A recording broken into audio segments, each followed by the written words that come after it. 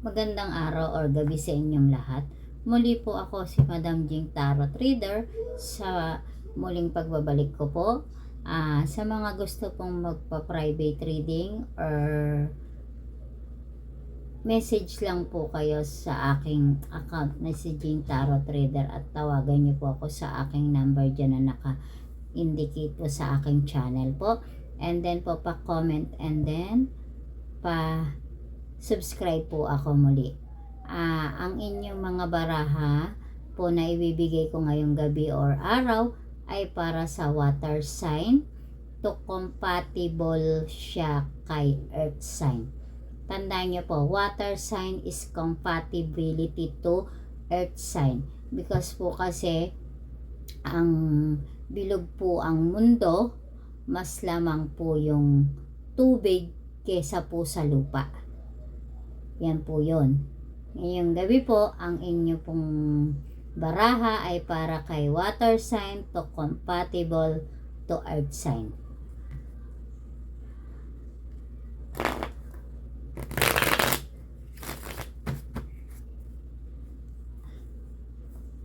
Ngayong gabi po, sinasabi po ng inyong mga baraha, sinasabi po dito ng mga baraha ninyo na ngayong araw or ngayong gabi na inyong mga sign,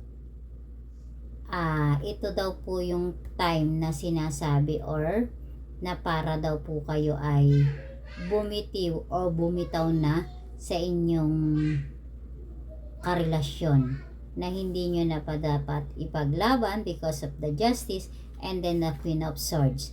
Sinasabi po dito na inyong mga baraha na kailangan daw nyo na ngayong araw o ngayong gabi ay kayo daw po ay bumitaw or bumitiw na sa inyong mga relasyon, sapagkat sinasabi din dito ng inyong mga baraha na nararamdaman nyo na kayo mismo na nararamdaman mo na nawawala na ang respeto ng bawat isa sa inyo.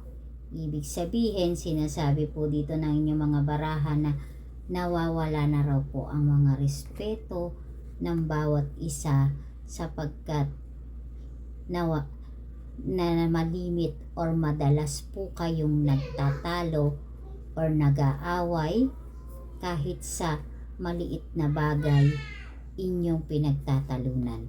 Yan po ang sinasabi ng inyong mga baraha dito na ibig sabihin po na binabanggit po dito ng inyong mga baraha na dapat at alam mo din na wala na siyang time para sa iyo at wala ka na ring halaga. Kaya sinasabi ng inyong mga baraha na ang inyong nararamdaman para sa kanya ay sinasabi dito na mag-isip-isip ka din upang makaahon ka na at maayos ang iyong life nang hindi ka nasasaktan at lumuluha at ikaw ay lumayo na at upang ikaw ay maayos ang iyong buhay at nang ikaw ay makamove on na tinatawag. Sinasabi nga dito na inyong baraha, it's the judgment, humiling ka kay Lord upang matupad at bigyan ka ng sign or bigyan ka niya ng tamang landas na para i-take move mo na ang iyong relasyon or bumitiw ka na para sa kanya. Yan po ang sinasabi ng inyong mga baraha na kayong mga water sign is compatibility to earth sign. Ibig sabihin po dito, sinasabi niyo ang mga baraha ninyo, ang mga water sign po is Scorpio, Pisces, Cancer. And then the earth sign is Capricorn, Taurus, and then the Virgo. Tandaan nyo po, ang water sign is Scorpio, Pisces, Cancer. And then the earth sign is Capricorn, Taurus, and then the Virgo.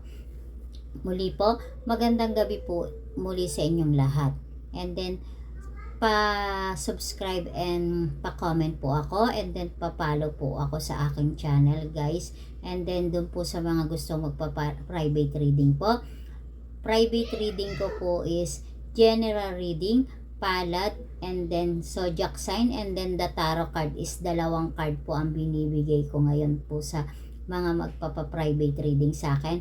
And then past, present, and then unlimited tanong, and then unlimited oras po tayo. Bibigyan ko po kayo niyan. Doon po sa mga magme-message po sa akin, paki-message po ako sa Jing Tarot Reader. Magandang gabi po muli sa inyo, and then maraming salamat po.